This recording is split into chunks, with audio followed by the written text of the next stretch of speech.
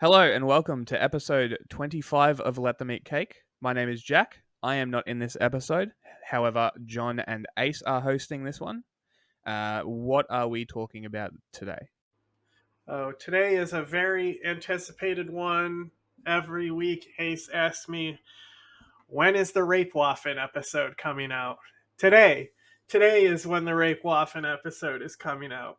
Um, so if that name startles you, that's kind of the point. They try to be as obscene as possible because that's like their thing. They're like chaos agents, but they're basically Atomwaffen joined this weird Satanist cult, and it splintered Atomwaffen into two ways. And so you have like your classic Atomwaffen, and then you have your like new Rapewaffen Atomwaffen guys. But the cult is called Order of the Nine Angels, and they're like this really cringe satanic neo-Nazi cult that believes that they're going to be the Imperium of Man from Warhammer. But before we get into that, let's go through this week's three top stories. Yeah, so this week, obviously, uh, or not so obviously, Bashar al-Assad and his government were reinstated into the Arab League. Now, whether or not you consider the Arab League still a relevant organization is kind of besides the point of this. It's more or less just shows the Arab states are willing to do business with Assad again. They're willing to work with him again. And this process dates back to March of last year. So March of last year, Assad made a visit to the UAE. He met with Mohammed bin Zayed, the leader of the UAE. And from there, it seemed like there was this like slow progression of states who were willing to talk to Assad, who were willing to uh, invite him in, remove certain sanctions. I'd speculate that there's some bank accounts of his that are being unfrozen and whatnot. So it started out with the visit to the UAE in March of 2022, and then slowly but surely it got to Oman, talking to him on the phone. And then now we've got Saudi Arabia in recent months has been willing to talk to him. Egypt has been willing to talk to him after it seemed like they were very intent not only 10 years ago uh, at the beginning of the war to eliminate him, to oppose him, and to kind of make his job, so to speak, miserable. And there's a lot of factors that play into this. Uh, the first one for me that comes to mind is obviously we know the illegal Captagon trade, which numbers I was in gonna the say billions of the in the Captagon Kingpin got bombed. His entire facility was bombed. yeah, So and mysteriously, after Assad made this deal, and everyone wanted these facilities taken care of course Assad isn't going to go to the guy and be like, "Hey, look, it's not going to work out anymore. I can't have you making my drugs for me anymore. It's got to be over." No, he just let Jordan fucking bomb this guy into the desert. yeah, yeah, and it's a multi-billion-dollar industry, the Captagon trade, and the main consumers of this drug are usually in Saudi Arabia, in the Gulf countries. Kuwait, uh, a year or so back, had a huge bust It also gets of up into like Captagon the sales. Balkan states and stuff. Yep, and obviously for a country like Saudi Arabia, having something like that coming in and out of their country, besides logistical and security reasons that they might not want that, there is the image that's not like a good look for them to constantly have to deal with these drugs. So it seems as though at the expense of the people in Syria who have suffered under Assad, they're willing to normalize with him and do business with him again. This also comes at a time when Saudi Arabia is opening up relations with Iran again. So there are some channels between Assad and Iran and groups like Hezbollah that are probably that Saudi Arabia probably wants to better connect, if that makes sense. So they can work on certain security issues, certain issues of business. Obviously, aid is a huge factor into this. Any aid that can get into government-held regions or into the pockets of Assad and his like the benefactors of people under Assad, like certain quote unquote business people, the military. If they can get this aid from the Gulf states, it helps solidify Assad's, like, believe it or not, increasingly fragile position in Syria. So with that money and with the concerns of the Saudis and the Gulf states, as far as the Captagon trade goes, among other security issues with Iran, this is some of the motivating factors. Part of it is also that, quite simply, a lot of the Gulf states are just kind of willing to turn their back on the Syrian people that their government supported not too long ago. 10 years it's not a long time. Like, a lot of these images are still fresh in a lot of people's memories.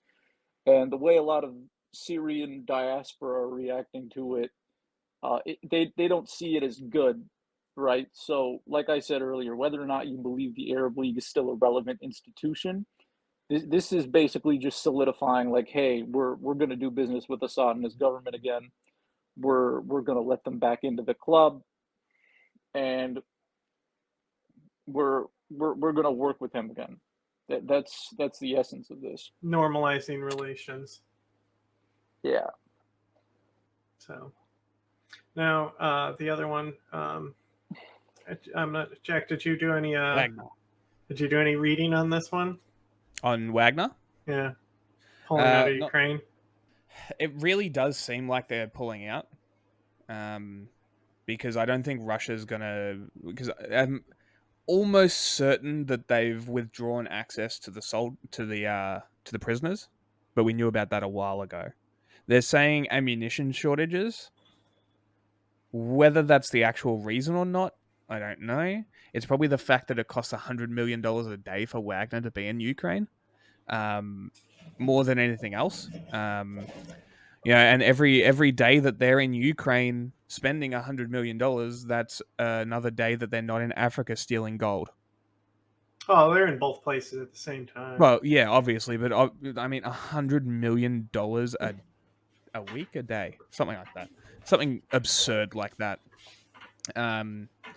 It's really not surprising. Plus, I think the Russian military requires mercenaries to function, and they don't really have the system. Their propaganda channel has been showing that the Kardovites are going to kind of like come in and take Wagner's place. I don't know how effective that's going to be, but that's kind of what they've been showing, is that they're swapping them out for those guys. Yeah, and I don't think they're going to be nearly as effective, and I think we might see a pushback from the Ukrainians. I don't think they're going to take Crimea at any time soon. They might try, but that's going to be pretty rough for them, considering that Russia's basically completely replaced everyone in Crimea with Russians. So, I mean, this is just what Russia does, right? And this is what Wagner was doing during 2014 when they were placed in Donbass and that sort of area to sort of feign separatist movements, and the same shit that was happening in Georgia. I imagine they probably did it in Chechnya as well, but I'm not 100% sure about that. You probably know a bit more about that than I do. There's the second Chechen war. There's a potential false flag that like triggered it, but the bombings were already happening. So it's the conspiracy is kind of more of like a 9/11 inside job type thing. Right. And the guy who's reporting on it is the equivalent of, like, how we would say like Seymour Hersh or Noam Chomsky. Like it was our version of that. Like he made up, he was like the fucking North Korean girl talking about pulling trains. The shit that would come out of this guy's mouth is like unbelievable. So it's very hard to know for sure, but there might have been a false flag bombing in Russia. So it does, even if they don't completely pull out, they're definitely pulling out of their major role in the war, which will hurt Russia. At the end of the day, it's going to, because look, Wagner's probably their most elite soldiers, I would say. I don't think they're special forces or any hot shit anymore. I think they're just kind of corrupt to the point where it's denigrated the entire Russian military, and we've seen that, right? And this is why they rely so heavily on Wagner. But at the end of the day, them pulling out hurts. Like, this is probably the biggest blow to Russia since they lost Kharkiv. Maybe. I mean, that was kind What if they're of, feigning retreat and they're going to encircle? It's a well, trap. That's that's all. just That's also, every time but anything happens. That's what the tankies start yeah, saying. but I mean that's always a potential there, though, right? That's always a potential. And as you always say, they've been using the cannon fodder to probe Ukrainian positions before sending in the elite guys. Without that, I don't think Russia's going to move anywhere. I don't think they're going to be able to pull that off effectively anymore. So it's either change tactics or die. So, but it just depends how Ukraine capitalizes on them leaving, I guess. Leaving until we actually know for sure. That's why I like the joke that America bought them off. Well, that would be very funny, wouldn't It it? would be so funny. That would be the funniest sort of subversive thing that America's ever done. They're just like, oh, we're giving billions, like we're signing off billions to Ukraine. What's a couple million to Wagner to get them to pull out? It honestly wouldn't be that abnormal. I mean, It like, wouldn't. It really there's, wouldn't. I mean, you look at how we won the Iraq War. It was by paying the people we were fighting. You know, like they were winning, and so we started making deals, and we were the ones that made the concessions with them, and everything, got better for a little bit until ISIS came. But They were literally going door to door with stacks of yeah, $100 bills to these tribal leaders' houses. and like the military just was able to do that. They didn't have to ask permission from anyone. The General Petraeus just said, "Give him money. Go start." He authorized all this cash. The government. That's the thing is like the military is so independent from the government. It's crazy. Like they are not like they do not really technically like take orders from anyone. Like they're going to obviously, but like they're gonna do whatever the military is gonna do at the end of the day. Once you put them somewhere, they're gonna function the way they're supposed to function. Yeah, of course. As long as you have the people you need in there, the right people. But yeah, and at the end of the day, realistically, the only thing we should be saying is it's not going to happen until it happens. And Yeah. once it happens, that's when we know for sure. So Wagner pulling out could be a stunt. It could not be. They could actually be pulling out. They might actually be pissed at Putin. This guy may get fucking killed. Who knows? I guess we'll find out. Tune in next week. On to the next loser of the day. What was this? We don't even need to bring up his name. Anyway, there's this little pathetic incel that shot up a outlet mall in Texas. Everyone has been like bending over backwards to like make it some sort of like white nationalist narrative. And I just kept telling people, bro, you need to wait. You need to wait, because they were saying shit like showing like the Proud Boys being like, oh, you think that Latinos can't have the white nationalist agenda? This dude is literally right here talking about how Hispanics are going to replace the whites. Like he was Isn't not the leader of the Proud Boys Enrique Tarrio? but that's the point. Is they're saying Latin people can work for white supremacists. And I'm like, they're just call them nationalist. Like, stop playing into it. Stop playing into the weaponization of race, because you just will have Tim Pool on there saying that the left is so quick that they want to vilify and hate white people. Actually, let's have a look at what he's saying, because he's probably live right now.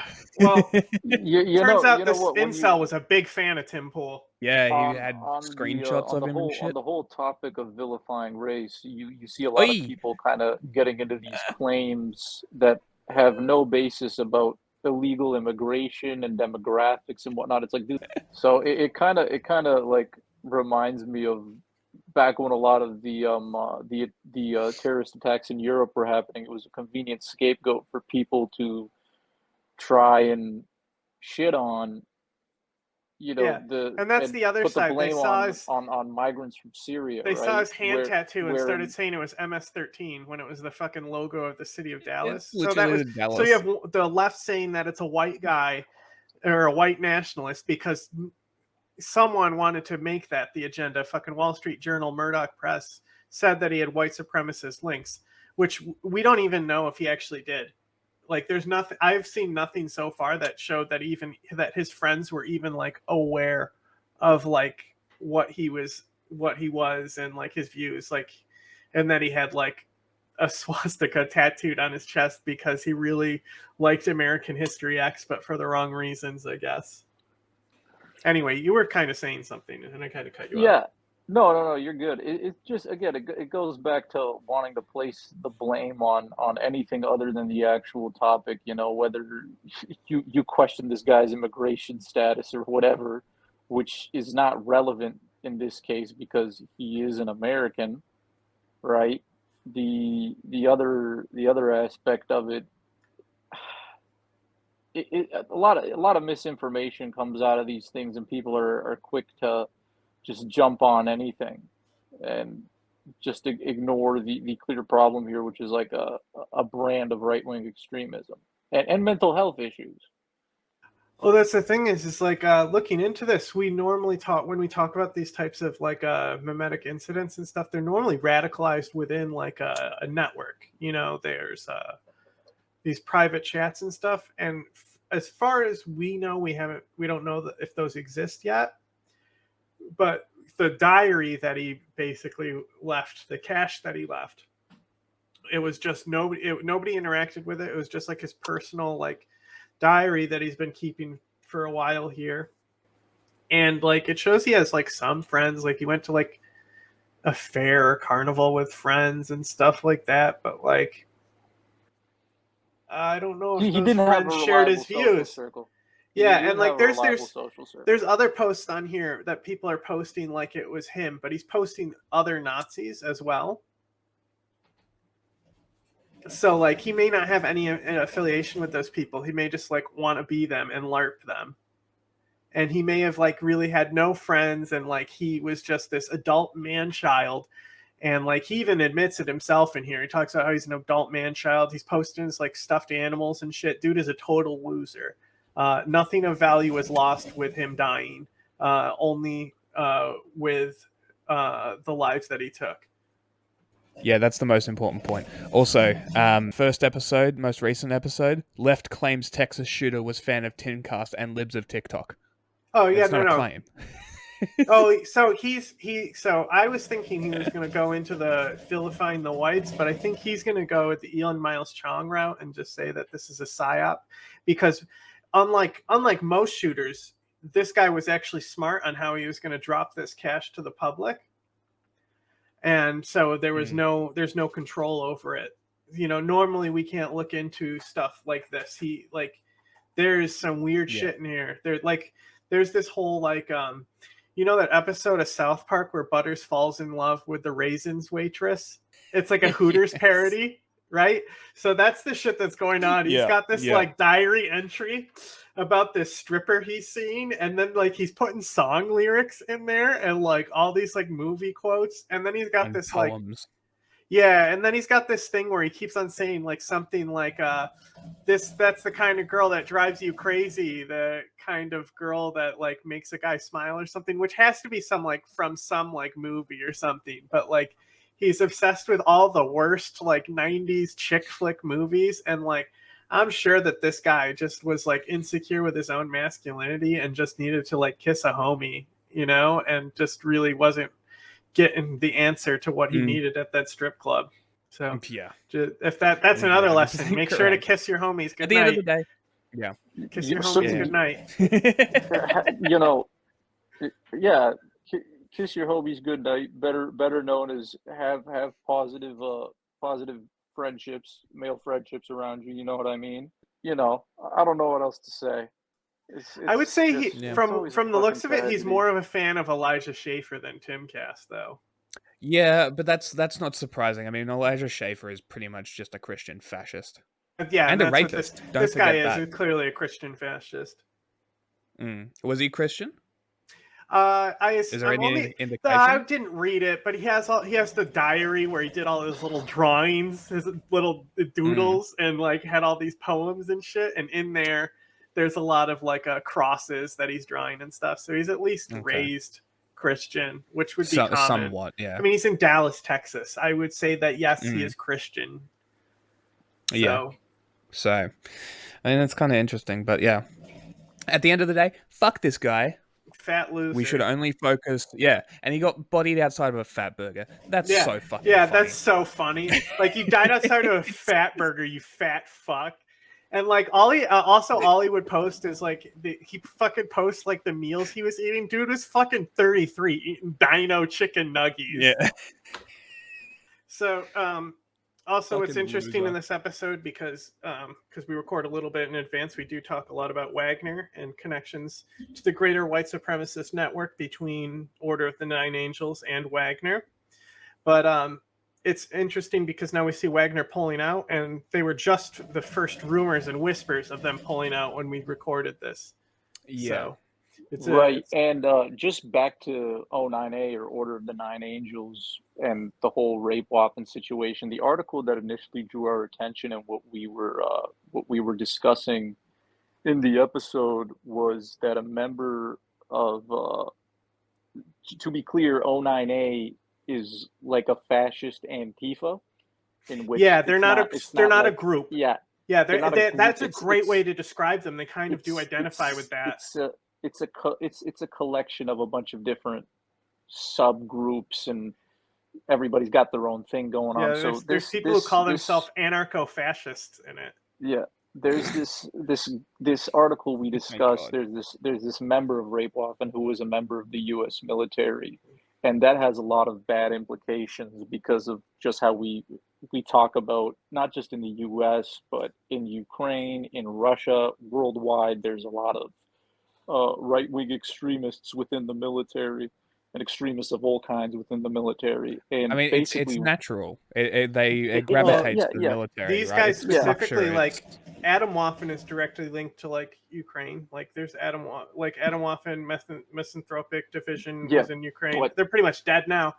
But the thing is with the guy the article we were discussing, and the guy or the subject involved in this article was a member of the U.S. military who was giving out information to Al-Qaeda like operatives as to locations of sensitive U.S. bases and whatnot. So he was willing to work with Al-Qaeda, which in its own right is kind of just another version of right-wing extremism, if you want to look at it from a Western perspective,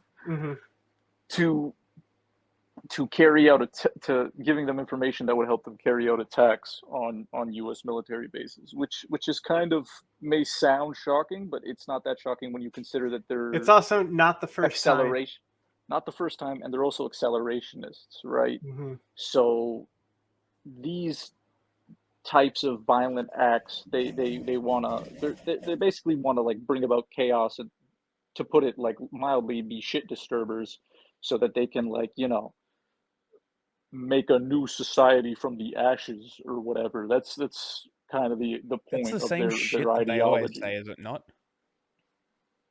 It is, and it's part of the problem is these people don't even really have any real ideological goals outside of starting catastrophes.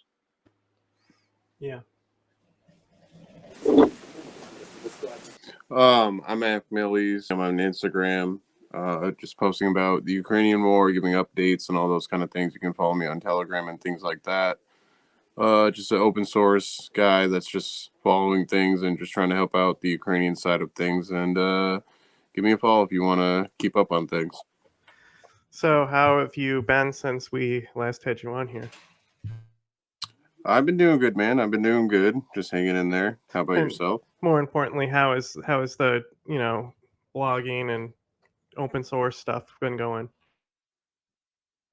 It's tiring. It's hard to keep up with some days. There's a lot of information that's constantly coming out. The more and more sources I follow and things like that, it's just like a lot of cross referencing and things like that. And mostly I want to try and keep things as objective and, if it's something that's happening within real time, I want to be as accurate as possible because due to the recent shadow ban and things like that, I don't want to like fall within the context of being labeled as putting out information that's not correct or anything like that. So How's it going? hey, the I legend. mean, what do y'all want me to start with? Do y'all want me to start with the? Oh my goodness! Do y'all want me to start with the that recent thing that Jesus that recent thing that happened with this neo-Nazi satanic uh, member of the U.S. military that was plotting to kill U.S. troops in an Al Qaeda attack? You think that'd be a good place to start? Or do you want to start with something else? So like Instagram is like notoriously the worst. It is just the worst. And like Meta is just a garbage company for misinformation anyway. And like the way viral media like because when we like first built our page, like we took advantage of like how fast you can build something when you first start out and like how fast you can like gain followers, and so like we spam posted a lot. And like now they won't like let us like do any kind of post.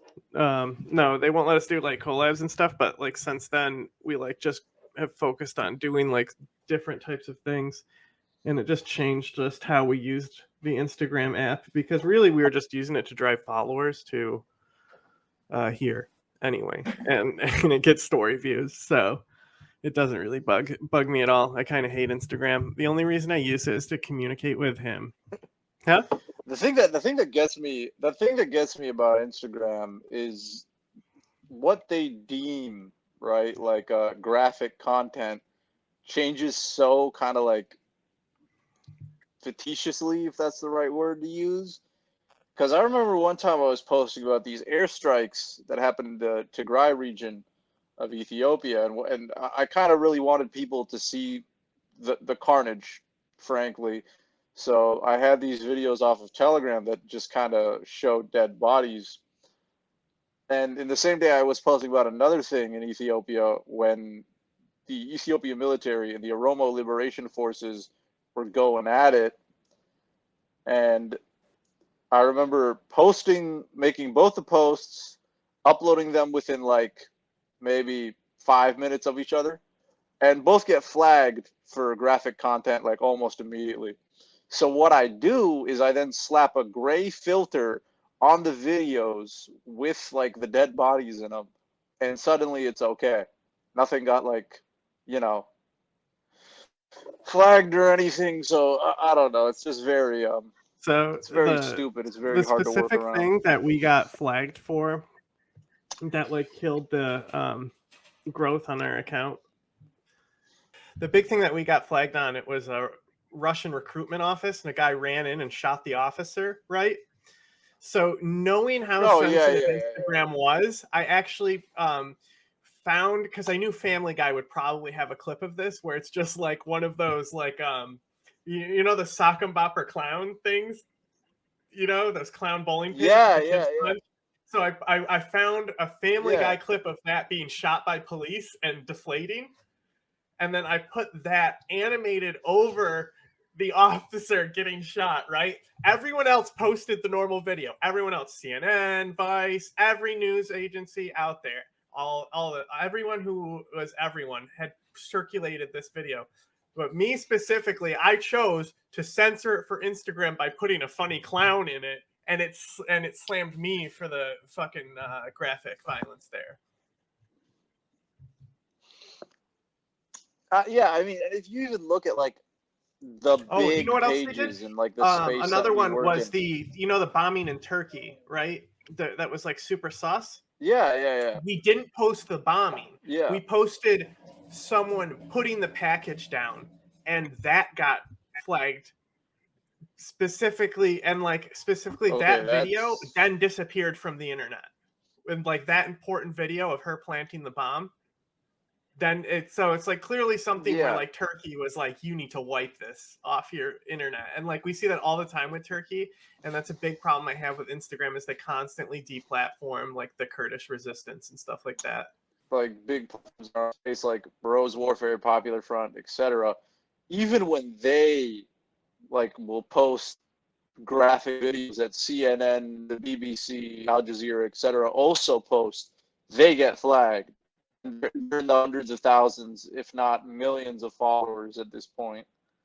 I've had videos taken down for violence where it's like a dude just showing a helmet that got hit by a bullet, and it's like, and it gets removed. That was one of the things that started one of my infamous shadow bans, and it's like the guy's sitting in a hole showing a helmet that got hit by a bullet. There's no blood, there's nothing, and it was removed for violence or whatever type of guidelines. And like you were saying, they're constantly changing them. Like every, what do you say, like 60 days, 45 days, or something like that. I don't know, man. I don't know if it's just the thing is that no matter how often they change it, it's still not enforced evenly across the board. You know, like it's just so random. You can't like detect what it's being flagged with because it's like who do you give privileges to? Who like you like regular established media press? You know, like they totally get privileges. They don't get their posts taken down. Well, it's kind of weird because I've noticed with the music, especially with a lot of the Ukrainian footage, because a lot of the music is already implemented into the audio of the original footage from whoever obviously recorded it and edited it. Um, it'll add the music sometimes. I would say like 75% of the time. Um, if it's up for X amount of time or whatever you want to say, the algorithm or the AI will recognize it and it will add it into your reel or post. And then sometimes it doesn't, and it doesn't really matter. There's no real, like you said, there's no real rhyme or reason to it. It's kind of like you said, pick and choose. Kind of, it makes no sense, and trying to work around it is very frustrating to say the least. Even like the biggest independent journalist accounts have issues because these are all corporations at the top that that they all like love each other and like enter each other's weddings and shit. So it's like they'll always be there's never going to be as long as you drive to a specific platform, there's never going to be room for independence. Like the corporates will eventually take it over and pollute the space.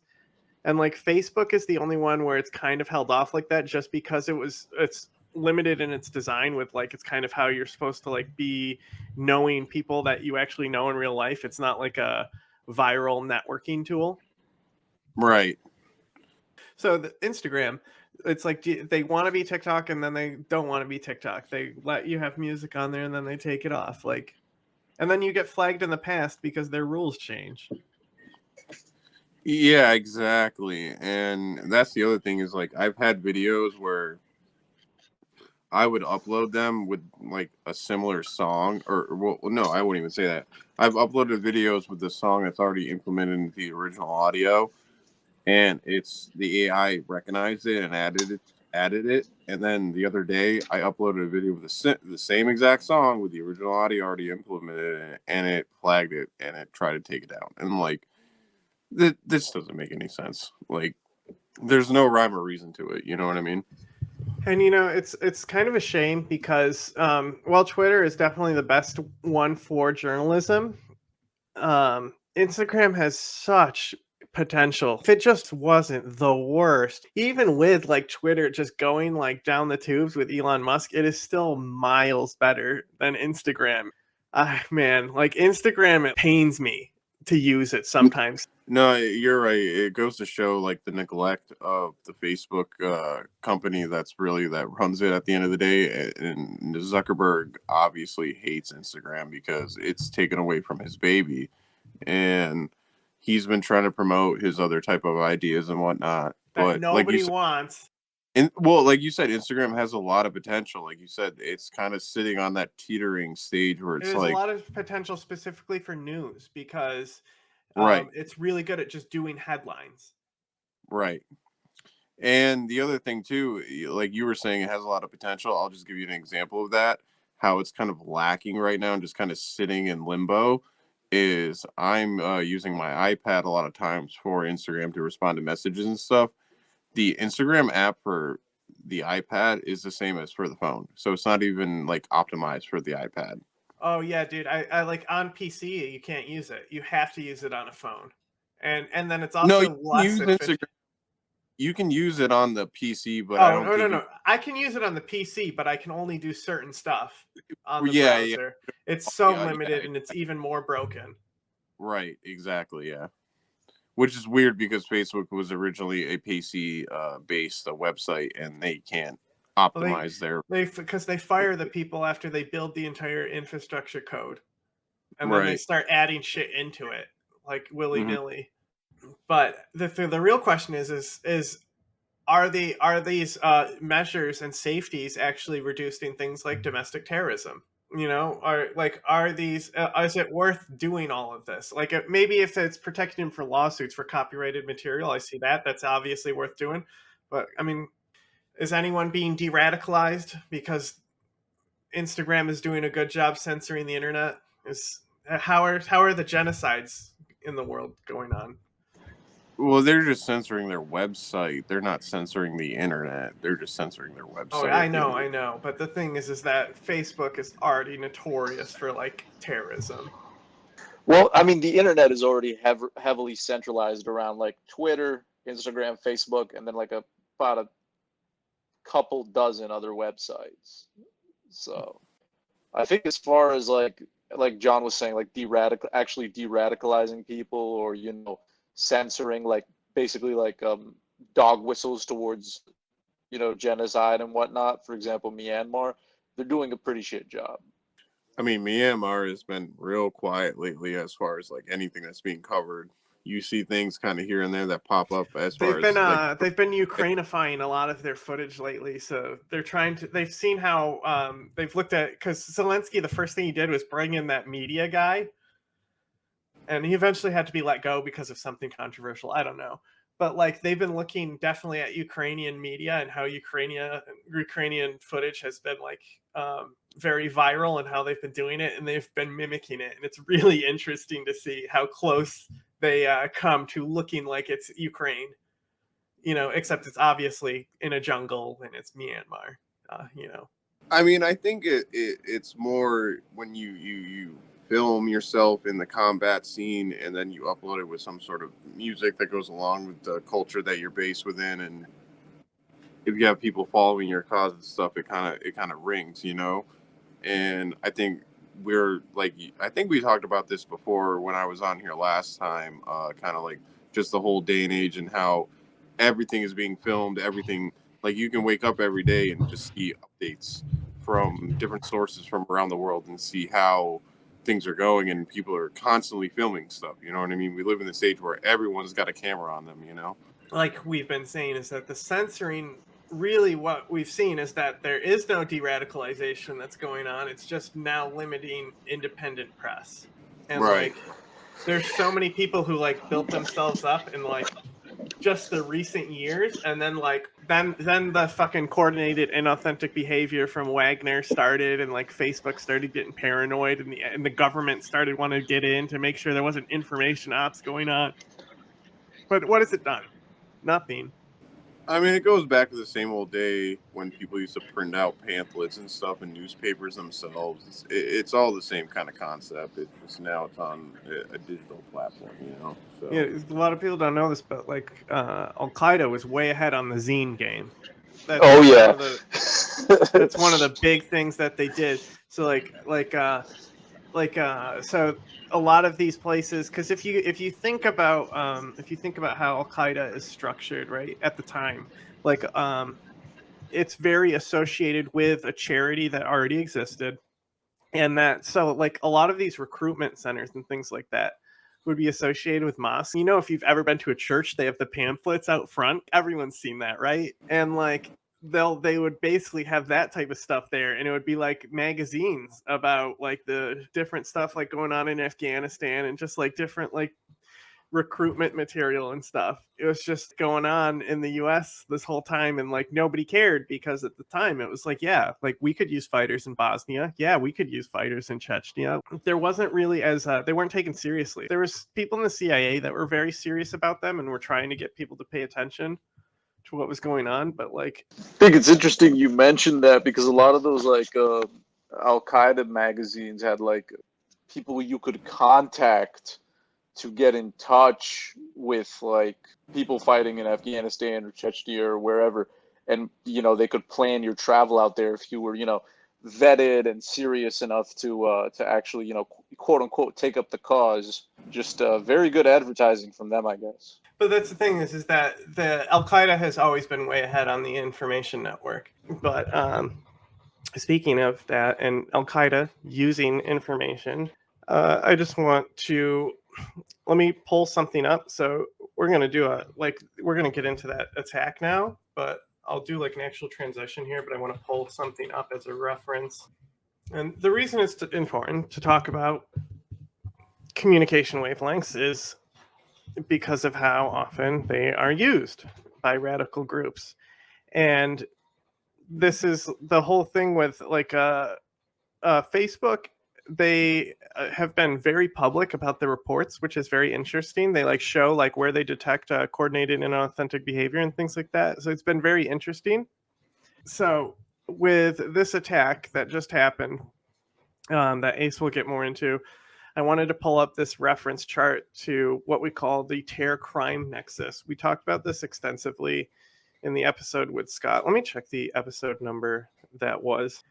Episode 13. So in episode 13, we talked about the terror crime nexus, and basically what we want to look at is that when criminal groups and terrorist groups come together, how it affects collapsing states when they converge in the gray area where it's a direct downfall. And basically you want to avoid groups like Al Qaeda coming in and working with people. Like fun fact, back in the day, Gaddafi used to fund Chicago gangs for this exact reason. So Ace, take it away. Yeah, so let me read you the headline from Vice News, and I'm also going to pull up a separate headline from the Department of Defense. The one on Vice says U.S. soldier jailed for satanic neo-Nazi plot to kill troops, U.S. troops meaning, an Al-Qaeda attack. And then the Department of Defense headline says former U.S. soldier sentenced to 45 years in prison for attempting murder of fellow service members in deadly ambush, right?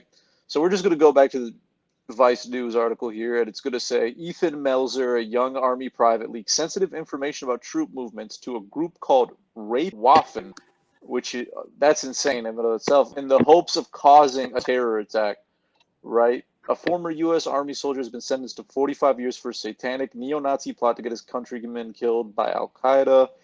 Ethan Meltzer, 24, was sentenced Friday afternoon for leaking information to the Order of the Nine Angels, or O9A, a satanic neo-Nazi group. O9A encourages its followers to take insight roles by joining other organizations to obtain information and training and corrode them from within. The international group has been connected to terrorist plots, murders, racist assaults, and child abuse. In court documents, prosecutors describe it as a, quote, depraved white supremacist organization bent on sadistic violence and destroying civilized society. Meltzer pleaded guilty to the charges of conspiring and attempting to murder military service members in summer 2022. Ethan Meltzer infiltrated the U.S. Army in service of a neo-Nazi white supremacist and jihadist group, said U.S. Attorney Damian Williams. In a statement, he used his membership in the military to pursue an appalling goal, the brutal murder of his fellow U.S. service members in a carefully plotted ambush. Meltzer joined the U.S. military in 2018 and a year later was deployed to Italy as a member of the 173rd Airborne Brigade combat team. Authorities said while deployed, Meltzer access forums where he watched videos of jihadi executions and consumed neo-Nazi propaganda. According to court documents, the man was active on several O9A chats for years. In one of the group's lexicons, the name for themselves dubbed Rapewaffen Division, using the name Edel Regad, Meltzer discussed his training and the finer points of neo-Nazi Satanism. Over his time with the group, Meltzer grew into a leader in their chat rooms. And over here, you're gonna see some books that he has in the images that Vice News shows that are labeled the Sinister Tradition, and the other one is called Codex Tricetarchus or something. You know what's interesting about this is that I've never really seen this before, but it says headquarters and it specifically gives the towns that they're. See, it says South Carolina. You know, like it's extremely specific of where their chapters are. I've never seen They it have that one in specific Montenegro. before. Jesus. Yeah, the Montenegro cell is quite infamous. But their first cell was called. It says right here, the first cell Nexon 0 was established in the UK. The whole thing is so crazy. It's like Satan. It's like neo-Nazi Satanism, Yeah. right? Which isn't the most unheard of thing if you They like encourage ever human followed. sacrifice. If you've ever followed, the black metal scene. But yeah, in 2020, the neo-Nazi learned he was being reassigned, and this time he was being sent to Turkey, where he would guard an isolated and sensitive military installation. As part of his training, Meltzer learned the classified ins and outs of the location and how the military base would defend itself from a potential terrorist attack. So here's the thing that really like gets me, and I guess you could say concerns me about this whole ordeal, is that this dude isn't some incompetent in his mom's basement. This is a guy with like proper military training. He understands like building layouts, their weaknesses, etc. So, I mean, obviously he wasn't able, he failed, he wasn't successful in carrying out the attack, but the fact that he got this far and he was in the military for 5 years and he found out all this shit and he was so active in these chat rooms for such a long time is pretty fucking appalling. This isn't a unique story. That's what's most important. It's as crazy as this story that we're reading to you right now. What's most important about this is that this is not a unique story. This is the terror crime nexus. This group is extremely infamous in Europe for supplying the terror crime nexus. They're associated with everyone, including Al-Qaeda. You know, like they may not be like as associated with certain groups or others, but basically just because everything mixes around in the nexus, they basically are connected to everyone. And these are some serious fucking guys, but they are not even the tip of the spear of what's happening in America with these types of groups. This is just one of the ones that is just so infamous because they're known for working with Al-Qaeda a lot. The whole thing about you have rape in the armed services, right? And you notice how they've been also like been real extra quiet about it. Like they're already quiet about it, but then there's been like certain things where there was like rapes and murders, and they were associated to like one guy, and they try to keep that out of the news. I think this kind of ties back to something we talked about on a previous episode. It's like how the military kind of has, and military's kind of worldwide, not just the U.S. military, have like these nationalist, like right wing, like they have culture issues. There's culture issues like deeply embedded in the military. That's it's just kind of a natural thing. Like the military is going to attract some very weird nationalist types, and these things happen more often than you would think, just in militaries around the world. And it kind of goes, the whole thing, it just kind of goes back to how a lot of fascists are the same, because there's stories of stuff like this happening in the Egyptian military, where maybe it wasn't necessarily white supremacist attacks, but it's like, we've talked about how in the 70s plenty of members of the military went on to join Al-Qaeda to start the Egyptian Islamic Jihad, and they were radicalized. And that kind of, it's just I don't want to like label it to a natural part of military life because it makes the problem seem unsolvable. Well, that's the thing. That's what I wanted. That's what I want to bring up, because you hear it all the time. You hear these you'll hear like veterans, especially like the React community, like they'll be talking about how, because the Fox News talking points and things like that, and they'll just be saying that the government is targeting patriots because the white supremacist groups are the biggest threat, because they are. because we've rooted out all, like, anyone who's, like, nobody wants to fuck with Al-Qaeda here, especially, like, the only people who wants to fuck with Al-Qaeda are people who want to destroy America. Who wants to destroy America? These accelerationist groups, and they're everywhere. There are cells all over the country. It's insane. People don't realize that we have, like, private military companies guarding US infrastructure right now because of these people. That's how active they are. And, like, Tucker Carlson selling it as, like, something to do with January 6th and, like, censorship on Facebook and all this stuff, and how they're banning, like, QAnon and conspiracy theorists, and you can't talk about the vaccine or you'll get banned and things like that. And it's just so fucking stupid, because it's not like you're addressing the problem with what the actual threat is here. And this is just some direct quotes in the Vice article from the guy who was going to carry out the attack and was later arrested. After he gets the building layouts and the weak points, it says Meltzer immediately fed this information back to his fellow Rapewaffen members. Using this information, Meltzer and his group tried to figure out the best way to inflict a quote-unquote mass casualty event at the military base. He shared information about his troop size, the date of deployment, the base surveillance, and other key information. This information was then shared with a man purportedly a member of Al-Qaeda.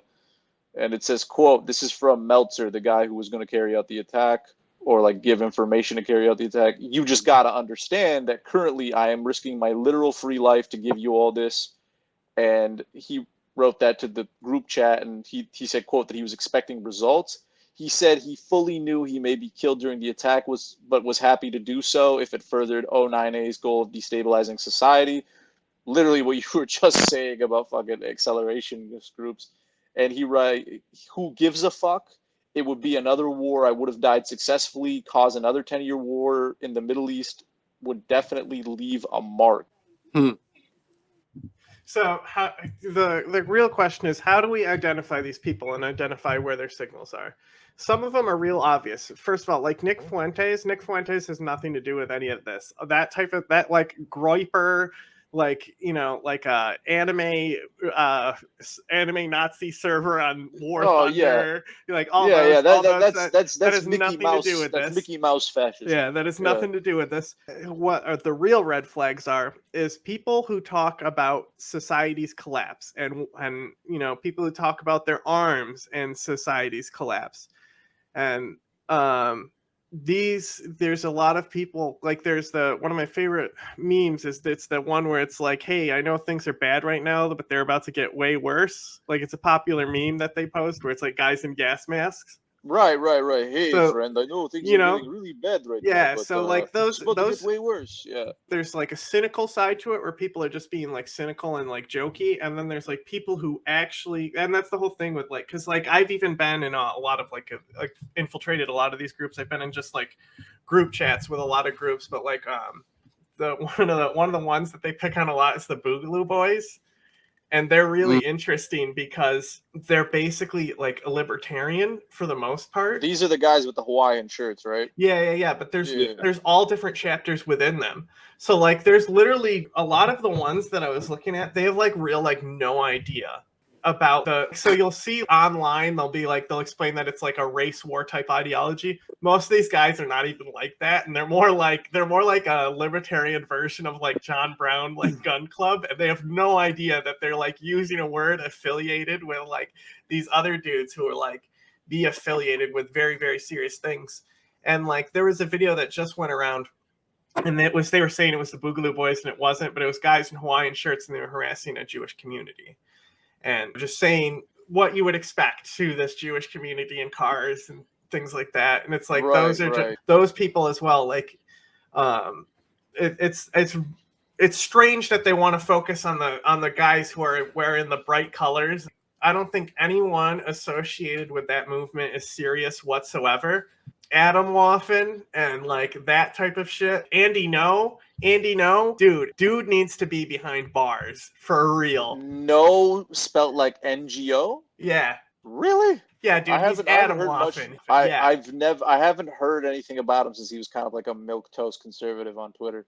No, he was an accelerationist. He would purposely go into Portland protests and then agitate people and then film and edit it afterwards. An interesting one is Tim Pool, because Tim Pool has like given hints that he's aware, but he's also so dumb. Yeah, no, and he's also, like we were discussing earlier, a massive pussy. I don't know. I know you were just saying that the Wikipedia says that they were founded in the United Kingdom, but it says here in the Vice article that they were founded in the 1960s, that's a long fucking time ago. Order of the Nine That Angels is, was? yeah, they were founded in the United Kingdom in the 1960s, which that's like before my dad was born. That's insanely, that's a long ass time ago. And it basically says the Order of the Nine Angels, which was founded in the United Kingdom in the 1960s, has a long violent history and found new life in the internet age. The group has become infamous for its depraved belief system, the violent actions of its followers, and being deliberately obtuse in its ideology. O9A has been tied deeply to the violent accelerationist neo-Nazi movement in both the United States and the UK, where adherents were found within groups like National Action, Atomwaffen, and The Base, which, funnily enough, The Base... The Base is basically Al-Qaeda as well. Okay, really? Okay, that makes sense, because Yeah, I was just going to say... they're more Australian-based. Al-Qaeda in Arabic means The Base. Yeah, The Base is is a mostly Australian group. These groups are like it kind of like how insurgencies will do this. They'll like continually splinter and change names and things like that. And that's kind of what happens, because these people are actively being like trying to be found by the government. They just recently have been like using Telegram very recently, because it's like the last place that they have now. And that's where like they produced like entire documentaries, written entire books, entire manifestos, like all the, and it all also comes back to Vladimir Putin. Vladimir Putin is well known for funding, agitators, let's call them, in Western Europe, far-right agitators in Western Europe, accelerationist groups, extremist groups, etc. For example, the guy who burned the Quran. Yeah, anyone who... He would have done it anyway, and they did do another one just because it was done already, but... Yeah. And anyone who denies that is an idiot, because you will still see some people denying that he's like trying to, actively destabilize parts of Western Europe through like funding these right-wing like extremist groups. The other thing that I wanted to get into was is I find it interesting that they still use Telegram, because if any of these guys are based in Europe, This is mostly the American chapter. They've been recently, cool. So like there's been recently a lot of people who have been like infiltrating and taking down their channels and like doxing them and exposing them and stuff. Well, the other thing I was going to say is that I feel, I don't know if you guys know this, but Telegram works with Europol. Like they Telegram will like report you to like the Europol. Yes. So that's the big thing, is you have to find the channels and take them down. And that's the position you want to be in. You want to keep them on the run. And this is like, for example, when we stopped being able to use hunter-killer teams in Iraq, and we started using a different type of intelligence process, you would be hitting communications, right? So as you broke communications, they had to find new ways to reestablish communications, which exposes themselves, and that's how you get them. So you want them to be on the run. And we've only recently, because they were thriving on Telegram for like a few years, actually. And it's only been recently, maybe a year now, where they've been actively deplatformed. But they have like magazines, weekly magazines that they were doing on Telegram and all this shit. Yeah, and then just kind of continuing with the article here, just because like it gives us more information, I think. One of the most infamous Nexians tied to O9A is the Temple of Blood, spelled with a V, which is like a pretty typical like white supremacist kind of. The FBI has informants in there, or had informants in there. Yeah, an influential cell that not only recruited for the occult group. Again, these groups always kind of tie back to that type of weird occultish shit. The whole Julius Evola type of bullshit. But also published books and propaganda. Court filings show that one of the main figures of the group was paid over $100,000 to be a government informant. So yeah, you just fucking nailed it. Yeah, before we even got to that part. On top of violent actions, the group has had a disturbing amount of its adherents being arrested for sexual crimes against children or possessing child pornography. Police just recently charged a New York man with sexual exploitation of minors and possession of child porn. The man had posed in front of a flag connected to a 09A group, and police found occult texts in his home after raiding it. Meltzer's lawyers initially asked for a 10-year sentence, arguing that the plot was never fully fleshed out and didn't make much sense.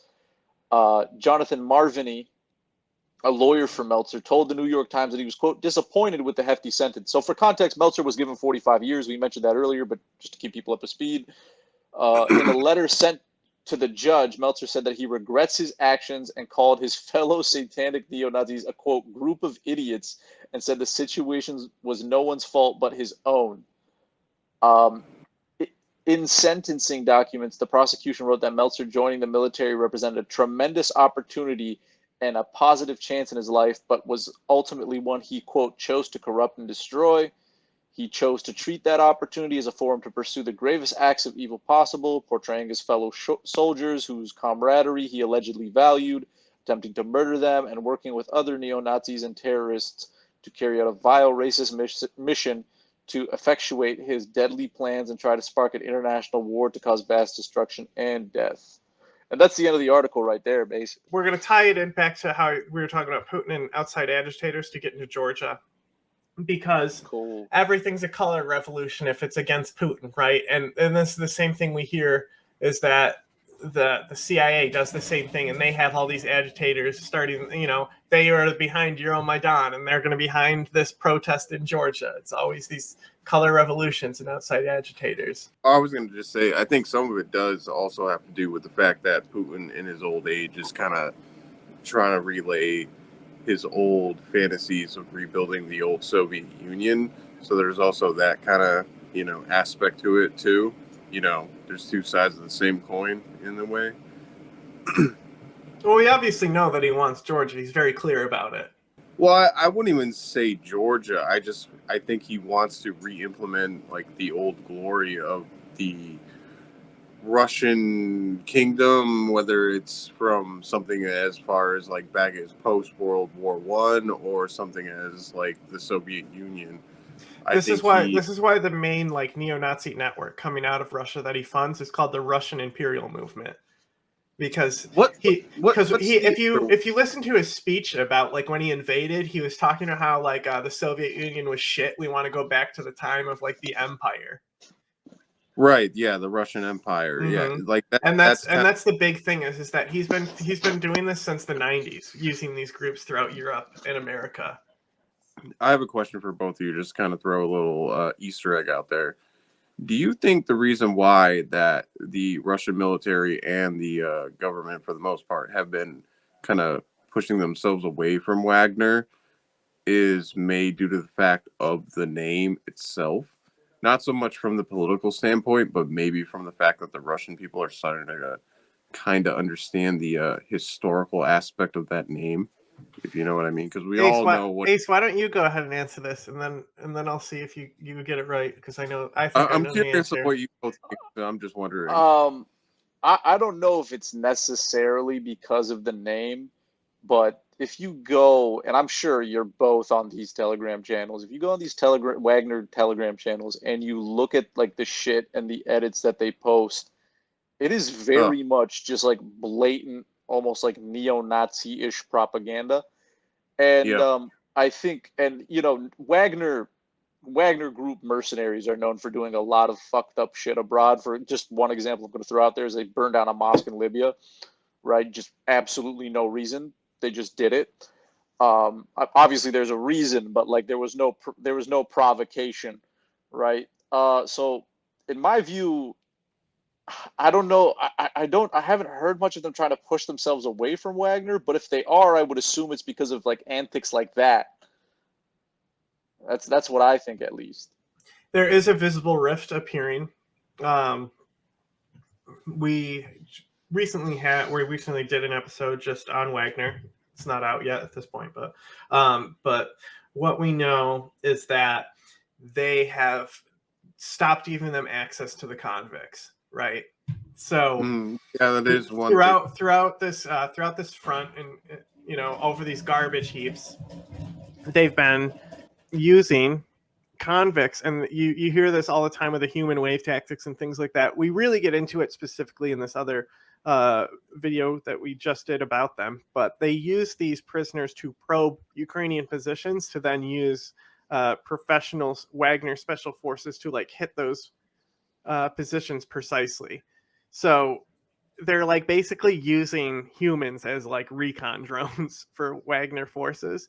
And so it's also getting rid of Russia's problem because it gets rid of prisoners. So it's kind of a mutually beneficial relationship. But there has been a rift going on, and they've now, even though the battle is lost in the region, there is a really, really interesting shift going on that if Ukraine is smart and falls back and regroups, they could like hit it within a month with like a really, really significant force and probably like retake a lot of it, because they've had to expend so much of their own professional forces in the recent days fighting them because they've lost access to these human wave tactics. But also Ukraine is trying to get the fuck out of there, and there's no like active road they can take to retreat, and they're also trying not to make it look like they're running away in full retreat at this point. So it's an interesting point, but a lot of people have chalked it up to him saying that the place wouldn't have been taken without Wagner. Like Russia's military is incapable of functioning without Wagner, which is true. Russia's military does need mercenary groups to function. They're just not set up to not have it function that way. They can't do what they want to do without them. But that's kind of had a rift going on, and that's why people have been joking that the head of Wagner is going to like get pushed out a window sometime soon. Yeah, I think for the most part, like you were talking about the human wave aspect of it, Bakhmut, it as much of it is as a symbolization of defense and whatnot. I think in the whole strategic aspect of things, it's really not going to be such a big deal. And the expenditure of what you were talking about, like the amount of Russian troops that were lost already, in the grand scheme of things, I think it's going to hurt them more than the Ukrainians falling back a little bit. But that's just like as of time right now. At the end of the day, human life doesn't matter to the Russian forces, and they're just trying to get the line as to move forward as much as possible in the Donbass. It's just about inches that they're fighting for. It's like the parallel lines that we have seen these stalemates in all these Cold War battles. Like Vietnam had one, and not for long, Korea still has one. There's all these lines that they have to draw in the sand where they're just ceasefires, and that's what's going to happen. There's going to be like a demilitarization phase, but the insurgency in the Donbass is going to continue, just like how there's an insurgency in Georgia. I mean, maybe. I don't know. I mean, the fact that Russia has mobilized so much, I don't know about so much as drawing a line at the moment or even in the near future, because we're not talking about like some small area. This is on the doorstep of the European Union for the most part. You know what I mean? And this, even like I said, even if they drew a line and they continued fighting and Russia mobilized this much, I don't even think that would mean it would be like the ceasefire like a couple months ago. You know what I mean? Like, what does that even mean to the other side?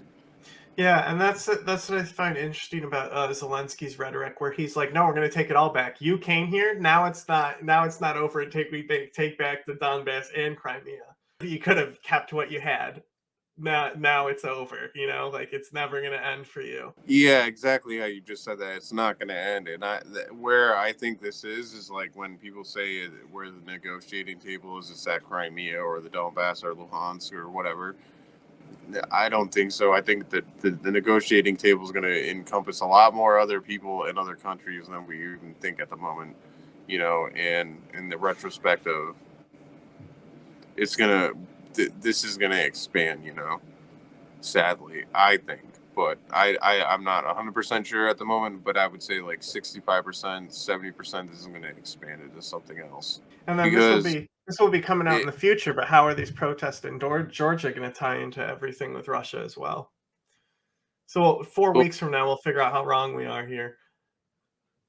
Well, I think that's what I mean is like I think things are just continuously escalating as we've all seen for the past months on end, you know what I mean? Like all over the world things seem to be moving towards a certain direction for the most part. So, um I don't know, Ace, what do you think, man? Take it away, man. I think support has been going down for the war, though.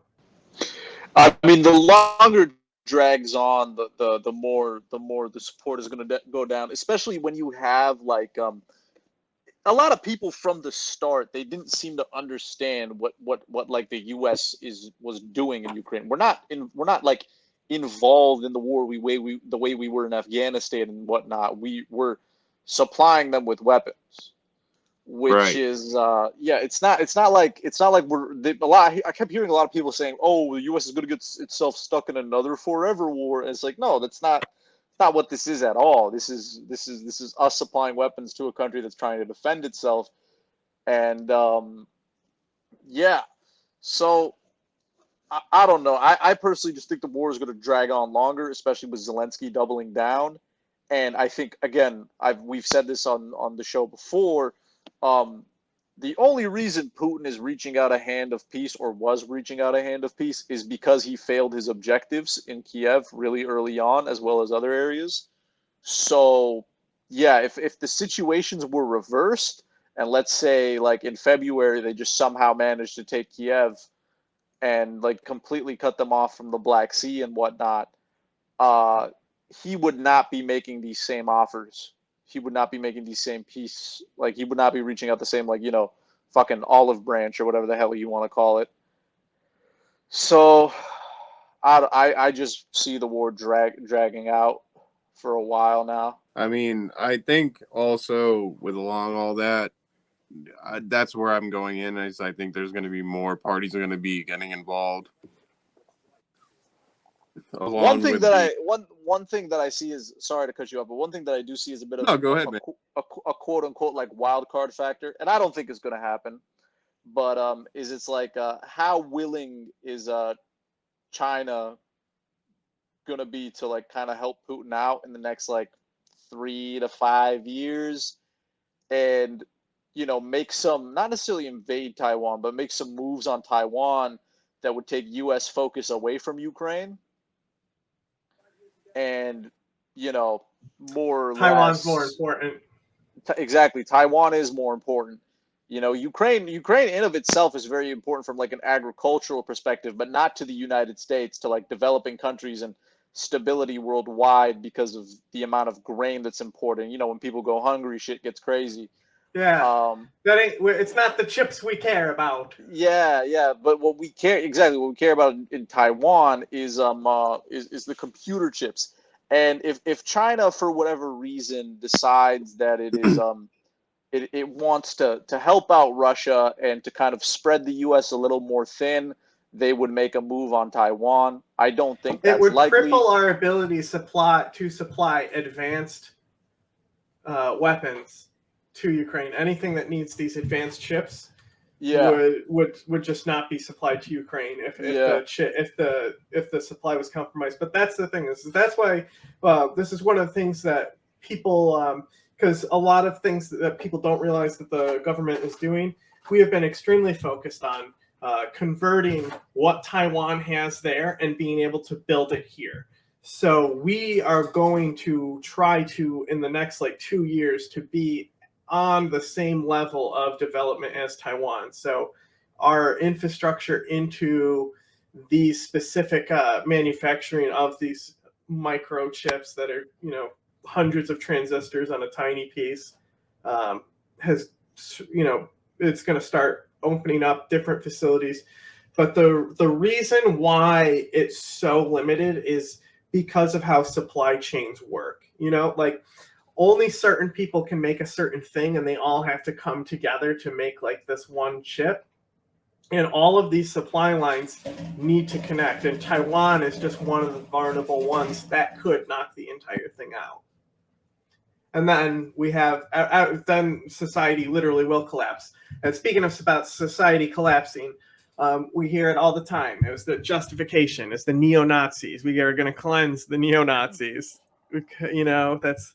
But then the other side will, you know, it's a Spider-Man meme because they point back and say, well, Russia, you have the neo-Nazis, you know, like look at Wagner, they're neo-Nazis, you know, and both sides are pointing at neo-Nazis on both sides. So when we're talking about how bad Ukraine could get and the world being pulled into this war in Ukraine and societal collapse, well, I mean, no shit, the neo-Nazis are influenced to go there on each side, you know?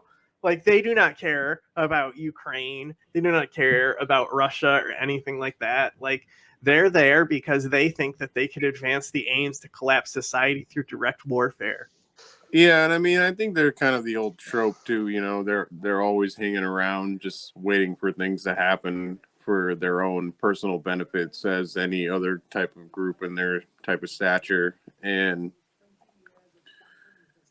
the whole Nazi thing too with Ukraine, it's kind of like a joke to me, honestly, at this point, because you can look at Nazis here. There's Nazis in biker gangs. There's Nazis and there's Nazis. There's people that believe in that type of ideology all over the world. You know what I mean? So for people to kind of not like you, but just in generalization, you know, like just people pointing that out all the time, it's like it just kind of, for me, it kind of falls on deaf ears a little bit. There's certain aspects of neo-Nazism that is common. You know, like racism is common. Not liking immigrants is common. You know, nationalism is common. A lot of these people in Ukraine are hardcore like nationalists. These elements that are just these crazy ass cult elements that are affiliated with like Satan and Al Qaeda, and these groups that are affiliated with Al Qaeda and the Satan stuff and Order of Nine Angels, all these wacky stuff that literally sounds like too stupid to make up yourself, you know? Like that sounds like a fake thing. Order of the Nine Angels. That is just sounds like something some government would make up to make up a threat, you know? But like how many of these people are actively involved in the situation? Like we said earlier, where I was like, how many people do we actually think are capable of doing infrastructure attacks and actively planning them? We see a lot of cyber attacks going on, but a lot of that not necessarily is coming from inside our country, but a lot of neo-Nazi attacks on cyber attacks on infrastructure have been going on. So Oh, I Do brought up you immigration. I brought up immigration in there as well, in case we yeah were, you know, because that was one of the things. yeah where do you want to head with this? Do you want to head to the immigration, or do you want to talk about the protests in Well, Georgia? so both. yeah. I mean, I've kind of referenced the protests a lot, but we there's this great video of a lady with the EU flag, and people keep coming up and like trying to shield her from the water, and eventually like this huge crowd forms around the EU flag, and it's like it's going to be one of those iconic images of these protests. It is a really, really powerful image, and it's like just like a 2-minute video or something like that.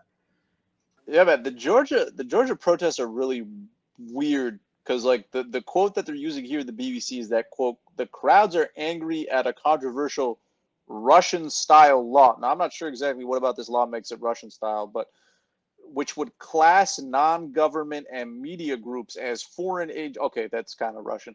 As foreign agents if they receive more than 20% of their funds from abroad. So that's kind of what people are to some degree pissed about. Uh, yeah, Well, there's also Georgia has Russian agents inside their government. They also have a large amount of Russians that just fled Russia from the war as well. oh yeah, and it's getting contentious too. Yeah, I don't know. That's a good point because we've seen how huge these protests are. You I know, mean like the other thing too is like ultimately they are concerned that the law, if it gets passed, is going to damage their chances of joining the EU. And it seems like George has been pushing to join the EU since I was seeing my dad watch the news when I I was mean, I think 7. Clinton Like, said Ukraine and Georgia would eventually be in NATO. right? Well, Georgia is in NATO, no? No, No, no, no. no, because Putin says that's a That's declaration of aggression. war. Yeah, that's aggression. Yeah, yeah, yeah. Well, I also find it very interesting because if you recall, obviously you guys might have a better recollection of this than I do. I'm just going off of what I've read.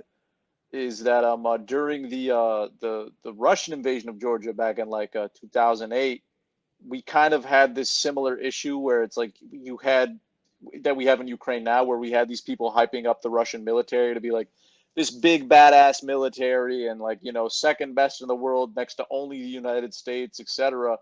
And then when they went into Georgia, they severely underperformed, and it's kind of the same story in Ukraine.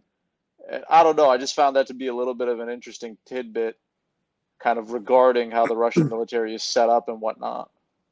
Well, No, you're right. also the deception thing. How do you commit to an actual serious air campaign to commit shock and awe? You know, to really cripple the defenses before a ground force invades. You know, like the U.S. will spend a month breaking shit before they even like will send ground troops in. It's smart. You can't really sneak into war, and Russia tried to do that, and look what happened. They got stuck in a fucking conga line. Card jam for a Come 3 on. kilometer. I gotta ask you guys. I don't know very much, nor do I know very many people in Georgia. But do you guys know, like, does this is the majority, or like at least like a healthy, like a slight majority of the population in favor of joining the EU? If you were neighbors with Russia, Yeah, you probably want to join the EU. No, that's what I'm thinking. I would personally say, just from what I've read and learned and watched about Georgia, I would say a good healthy percent of the population wants to join the EU. Like outside of people in like Abkhazia, who doesn't want to join the EU? Like, you know Or what I South mean? Ossetia. Oh yeah, South Ossetia. Like yeah. And even there, like it's kind of funny because if you want to see like a progression of what would be like Luhansk or Donetsk, like just look at Georgia where Russia is now, Yeah. and just look at the progressiveness of the Russian Federation and how well the region has developed under such hierarchy. South Ossetia, South Ossetia and Abkhazia have like not drastically, but like, you know, significantly lower qualities of life than the rest of Georgia, don't they? Like it's It's known that they're worse places to live. I mean, I wouldn't say worse, but it's not developed. You Right, know, right, yeah. it like kind of the thing. It's like Russia likes to claim places that they say that was theirs, but they don't develop them. It's just kind of like saying like, look, we are here. Well, It's such a but they're the manifest. anti-colonial imperialist force, right. right? Well, it kind of goes back. Do you guys remember the guy who was head of the DPR? Hold up, Denis Pushilin. Talking about He's the current head of the Donbass region of the Donetsk People's Republic, right? the He is the mustache man with the Pushilin. He has like a stubble. No, the mustache. The guy. This guy has a beard. I think the mustache man was killed in a car bombing. But the other guy that yeah. the mustache. But you know what I call this guy? You know what I call him Ponzi scheme Pushilin.